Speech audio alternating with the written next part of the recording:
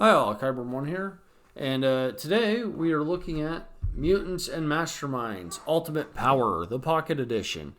So this is for first edition. It's by Green Ronin, and unfortunately it's glue binding, so my copy is not doing that good. I got it used because at the time of this release, I was unaware of the Mutants and Masterminds property, and I've had this for a bit. So let's go into it. One of the things I would like to point out is that this book is depth. Every power you can go over, like, it even has comprehend.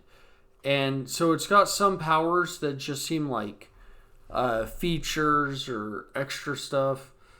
And you wouldn't normally consider it a power. Like, for instance, flight is considered a power in my idea. And comprehension, or comprehend as it's known in this, is also a power, but I would consider it an ability. Not an attribute, but an ability, and it's not a skill, maybe a talent. And the reason for that is, like, if you can comprehend animals, cool. If you can comprehend plants, cool. Objects, spirits, electronics, cool. Right? But when you're designing a character that comes from, let's say, the Savage Lands or whatever, and they have some distinctive abilities,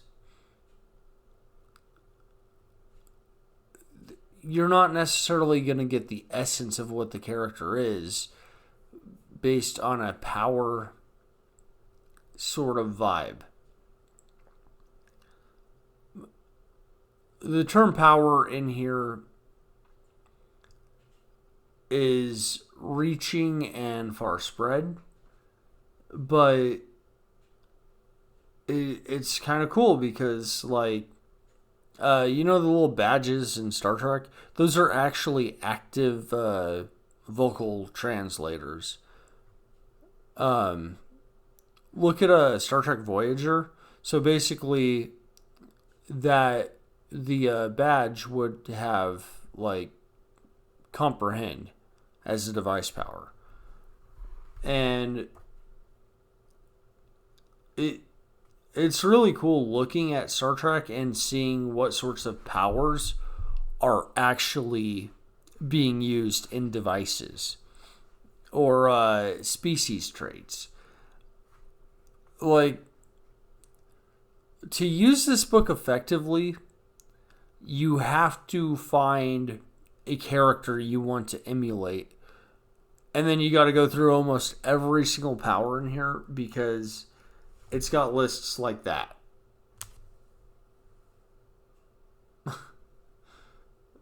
Like, your character might have an ability that you are unaware of at a conscious level.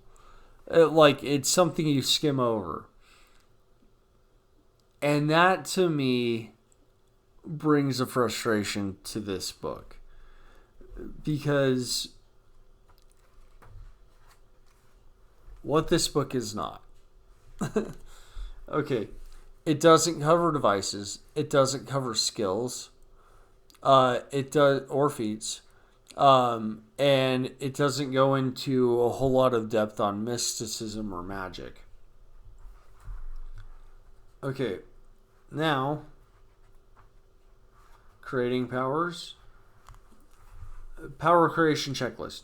Theme, source, structure, effects, modifiers, influence. Like, and that's important. How does it affect the game? So, This book is probably a must for game masters. And I would say it's probably a must for game masters because it addresses a lot of the sort of power creep, if you will, based on how the design of the powers are structured. And this video would be way longer if I went into that. For players, though, like, you have to consult your game master for these because of that influence concept in here. And to me, it is highly important that they did put that in there. But with as long as the checklist, like, look at all those different effects and stuff. So you have the effects listed. That's nice. But let's go back.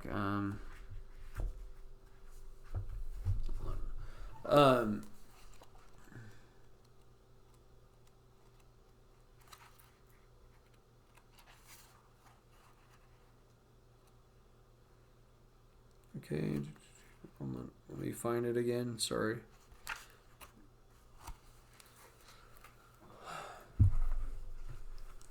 There's not a page reference where the ability is actually discussed. And that, to me, is the biggest problem with this book. But overall, I do recommend it. It is a blast to come up with powers and ideas. And I think you would enjoy it.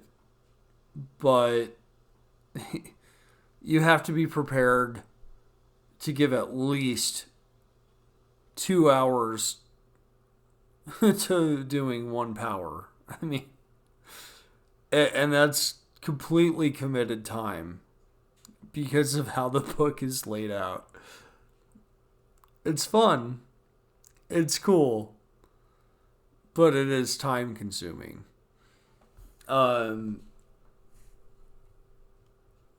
Highly recommended for game masters. Less so for players. Alright, Kyber1 out.